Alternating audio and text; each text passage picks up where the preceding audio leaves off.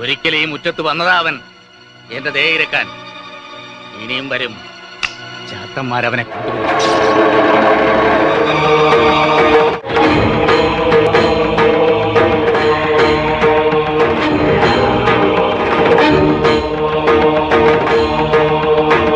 കൊല്ലം മുമ്പ് ഞാൻ മുടക്കിയ ഉത്സവത്തിന് നീ കൊടിയേറ്റ് നടത്തിയല്ലേ? കൊളപ്പുള്ളിയപ്പനെ ജയിക്കാൻ നീ ഉയർത്തിയ കൊടി നീയായിട്ടഴിക്കുന്നോ അതോ ഞാൻ അഴിപ്പിക്കണോ? വാക്കിന് നേരും നെറിയുമില്ലാത്ത കള്ളപ്പരിശ. ഞാൻ വന്നത് കണിമംഗലത്തെ പാവങ്ങൾക്ക് വേണ്ടി അപേക്ഷിക്കാനാണ്. അവരുടെ വിശ്വാസങ്ങളും സങ്കല്പങ്ങളും നിഷേധിക്കുന്നത്. നീ ഒരു സൂത്രശാലിയായ കുറുക്കനാണ്.